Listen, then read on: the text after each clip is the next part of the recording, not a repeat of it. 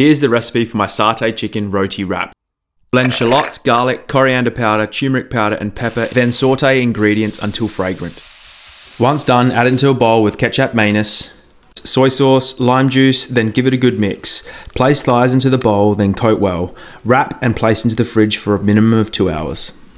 For the satay sauce, add coconut cream, peanut butter, salt, Kecap Manis, chili flakes, lime juice, mix, add water and cook until slightly thick but still runny. Add salad ingredients into a bowl, toss, then set aside.